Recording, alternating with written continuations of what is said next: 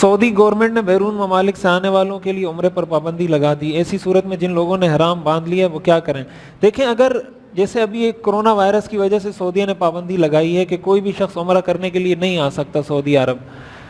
تو اگر کسی شخص نے احرام باندھا ہے، اور احرام باندھنے کا مطلب یہ کہ اس نے احرام کی چادریں پہن لی ہیں، ابھی تک نیت اور تلبیہ نہیں پڑا، تو ایسی صورت میں تو بس وہ اپنا احرام کھول دے اور عام اپنا لباس پہن لے، اس پہ کوئی ایسی پابندی نہیں ہے۔ لیکن اگر کسی شخص نے احرام کی چادریں بھی پہن لی ہیں اور نیت اور تلبیہ بھی پڑھ لیا ہے، نیت بھی کر لی ہے عمرے کی اور تلبیہ لبیک اللہم لبیک یہ بھی پڑھ لیا ہے، اس کا مطلب اس کا احرام شروع ہو چکا ہے۔ جب احرام شروع ہو گیا، اس سے نکلنے کے دو طریقے ہیں، یا تو عمرہ کر کے حلال ہو جائے، عمرہ کر نہیں سکتا، دوسرا طریقہ اس کا یہ ہے کہ حدود حرم کے اندر ایک جانور ذبح کروائے، کسی کو فون کرے، کسی کے ذریعے بھی حدود حرم میں جانور ذبح کروائے، جب اس کو پتہ چل جائے کہ جانور ذبح ہو گیا تو اس کے بعد احرام کھول دے، اور یہ عمرے کی قضا اس پر واجب ہوگی، اس لیے کہ عمرہ کوئی بھی نفل کام جب شروع کر دیا جائے، شروع کرنے سے نفل کام واجب ہو جاتا ہے۔ عمرہ پہلے واجب نہیں تھا، جب احرام باندھ لیا، احرام باندھنے کے بعد اب یہ کیا ہو گیا؟ واجب ہو گیا۔ حدود حرم میں کوئی جانور ذبح کروائے، جانور ذبح کروانے کے بعد، اور بہتر یہ ہے کہ حلق کروا لے، حلق نہ بھی کروائے تو احرام کھول سکتا ہے۔ ناپاکی کی حالت میں غیر ضروری بال کاٹ سکتے ہیں، ہاں ناپاکی کی حالت میں ناخن کاٹنے ہو، بال کاٹنے ہو، کاٹ سکتے ہیں۔ غسل کا طریقہ کیا ہے؟ دیکھیں، فرض غسل میں 3 فرائض ہوتے ہیں، کسی پر غسل فرض ہو جائے تو اس کے 3 فرائض ہیں۔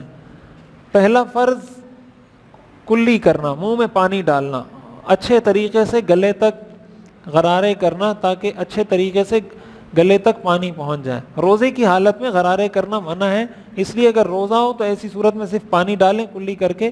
پانی منہ سے پھینک دیں، یہ پہلا فرض ہے۔ دوسرا فرض ہے ناک میں پانی ڈالنا، کہ ناک کا جو نرم حصہ ہے اوپر والا، یہاں تک ناک میں پانی پہنچا دیا جائے۔ اور تیسرا فرض ہے پورے جسم پہ پانی بہانا، پورے جسم پہ اس طرح پانی بہا دیا جائے کہ جسم کا کوئی بھی حصہ، ایک بال بھی خشک نہ رہے۔ یہ 3 فرائض ہیں،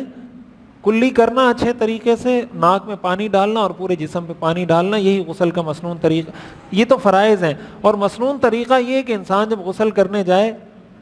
پہلے استنجا کر لے، استنجا کرنے کے بعد جسم پہ جہاں ناپاکی لگی ہے اس ناپاکی کو دھو لے، ناپاکی کو دھونے کے بعد وضو کر لے، پورا وضو کر لے، اور وضو کرنے کے بعد پھر غسل کر لے۔ تو یہ غسل کا مسنون طریقہ ہے، اگر کوئی اس طرح کرے گا تو اس کا ثواب زیادہ ہے، اور اگر کوئی ایسا نہ بھی کرے، جو فرائض پورے کر لے، تو غسل اس کا بھی ہو جائے گا۔ مولانا اسحاق صاحب کا بیان سنا، وہ کہہ رہے تھے کہ نماز کے بعد اجتماعی دعا نہیں کرنی چاہیے، انفرادی دعا کرنی چاہیے۔ اس پہ میں پہلے کئی دفعہ بات کر چکا ہوں کہ نماز کے بعد اجتماعی دعا نہیں، کوئی کرے تو کرے، نہ کرے تو نہ کرے، یہ کوئی شریعت کا حکم نہیں ہے کہ آپ اجتماعی دعا کریں۔ میں کئی دفعہ یہ بات بتا چکا ہوں کہ امام جب سلام پھیر دیتا ہے تو امام اور مقتدی کا تعلق ختم ہو جاتا ہے، دعا میں امام کا کوئی مقتدی نہیں ہوتا، امام اپنی دعا کرے گا، مقتدی اپنی دعا کریں گے، اور کوئی اجتماعی دعا کر لیتا ہے اور اس کو سنت نہیں سمجھتا تو یہ بھی ٹھیک ہے۔